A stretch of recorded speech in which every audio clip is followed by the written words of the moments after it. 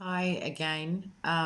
So instead of a live stream, I decided to just record so that I could get through some information that I've been meaning to put up. So I would like to go very briefly into the Pakistan Penal Code, the blasphemy law specifically, in general terms, and then on to the case which I'm sure you've heard of by now of Tabitha Gill. So I'm going to kind of intersperse the information throughout what I'm about to read through and discuss with you.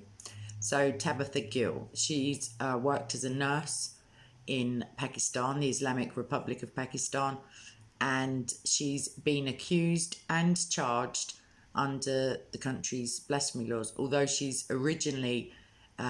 was released without following a short investigation, but we'll get to that. So in Pakistan, false accusations of blasphemy, which they generally are used in a widespread manner. There are many, many accusations, some which lead to imprisonment, some acquittal, and some murders. So they are often motivated by personal vendettas. Muslims make up the majority of those accused, I should add, also, because I think it's 96 or 97 even percent of Pakistan's population are Muslim. They can trigger mass protests, lynchings, and murders. And since 1987, when the penal code was altered and this law was introduced, there have been 1,500 complaints, and over half of those are to the detriment of religious minorities, and that's especially Christians. So Asia Bibi, who you may recall, spent almost 10 years in prison on charges of blasphemy and a conviction for blasphemy, which was later overturned by the Supreme Court. She was sentenced to hang. Indeed, her brother-in-law had his throat slashed after her acquittal, so it matters little whether the person is actually guilty or not. She was accused by some Muslim ladies in a personal following a personal disagreement. And 10 years of her life, she had to flee the country. Some of her legal team were assassinated, and I think one of the judges, although that may have just been death threats, but I could be wrong actually, and they could have given their lives as well. So with regards to Tabitha Gill, a quote from Nasir Raza, a Christian human rights activist who told Fides news agency they beat Tabitha since the morning. She was tied up with ropes, tortured, and locked in a room. As soon as we found out, we contacted the police. So in this instance, Tabitha is the victim of a crime, obviously, and the police were called as a result of her false imprisonment. Once the officers arrived, they took her into custody and then placed her in the custody, as it were, or entrusted her to her family because they found no evidence of blasphemy. And since after that, she was moved to an unknown location due to the risk of further assault and potentially killing. The anger against Tabitha has not faded. Indeed, hundreds of people gathered at the police station and around the police station, so circled the building, to ask for the formalisation of a complaint for blasphemy. And this was all on the back of January 28th, very recently. She was falsely accused of committing blasphemy whilst working at Sobraj Maternity Hospital in Karachi, where she has been a nurse for the past 9 years, although I understand she's also a evangelistic or gospel singer also. According to a local international Christian Concern source, the head nurse at Sobraj Maternity Hospital had issued orders that medical staff may not receive tips or deal with money from patients, and Tabitha reportedly reminded a Muslim co-worker of these orders when she saw the co-worker collect money from a patient. So it's not even as if she went to her superiors, but she just, pointed out the rules to a fellow worker there. Lastly, I think I'd add that since 1987, when the law was introduced or altered, there have been 1,500 complaints, as I said earlier. Prior to 1986, only 14 cases of blasphemy were reported since Pakistan had added sections 295B and 295C. The number has just skyrocketed. So prior, 14 cases in total. Following that, 1,500 at least. The number of blasphemy accusations between 87 and 2017 is 1,534, as I just referred to earlier.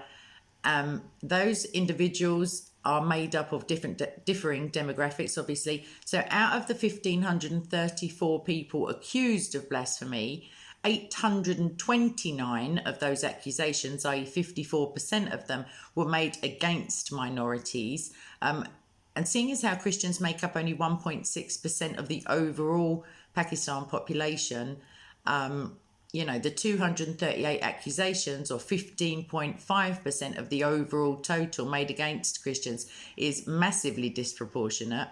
And that lends credence to the theory that these accusations are used as a weapon.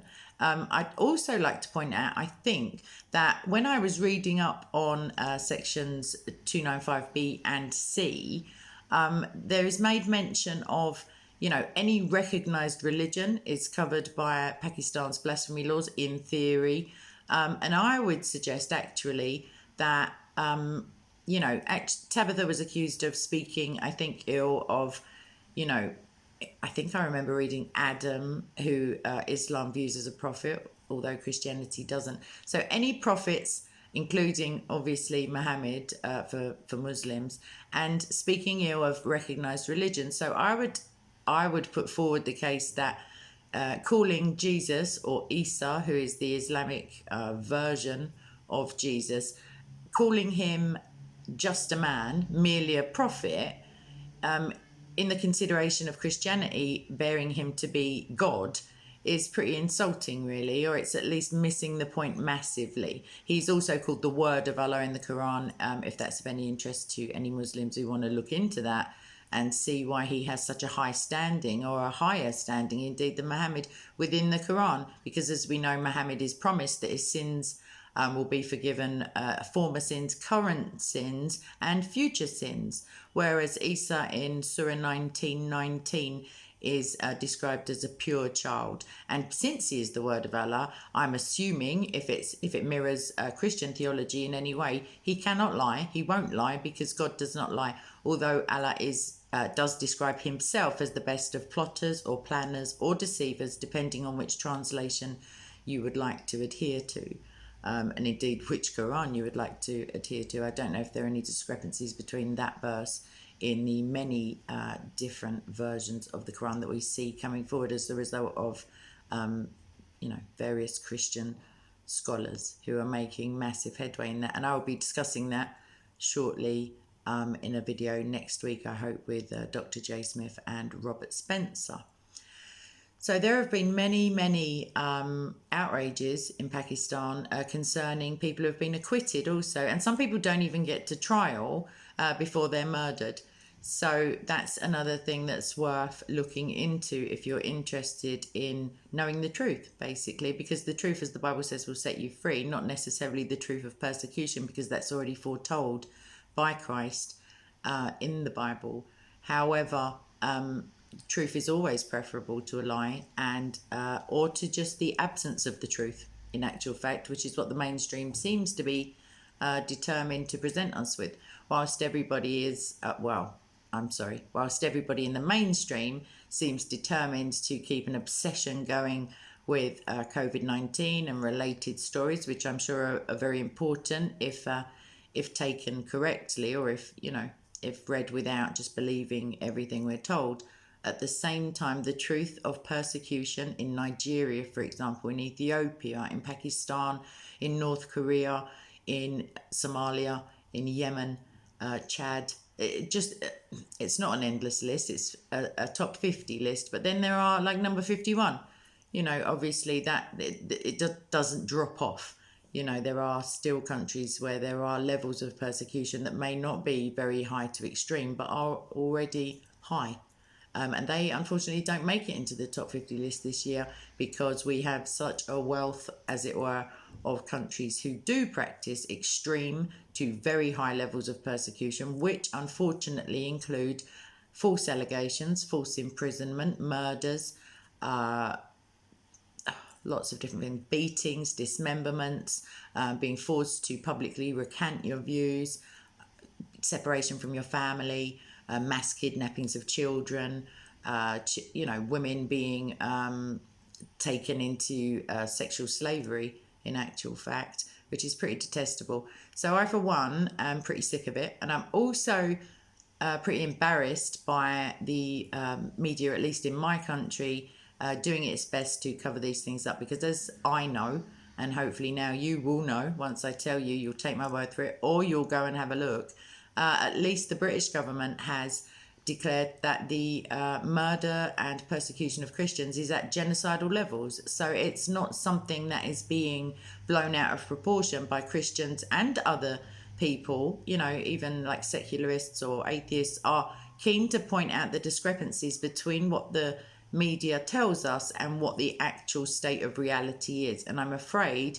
that if you are coming to believe that there is a certain religion which is most persecuted and it's not Christianity that you believe to be in that spot, you're mistaken. So I'd pretty much look into why it may be that another religion would be falsely purported to be the most persecuted, and what levels of persecution are we discussing?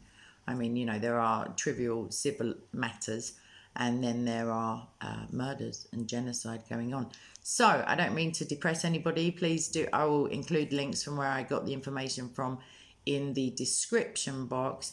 And I would only ask that if you have time, please do consider volunteering with either International Christian Concern, or there are many release that just Google whichever organizations are highlighting these things and taking steps. Open Doors also takes steps to educate as well as to assist and support our Christian brothers and sisters who are receiving such harsh treatment, if they're lucky, basically, because murder is the other option that is always available, it seems, and nobody other than the aforementioned and people of their ilk are lifting a finger to do anything about it.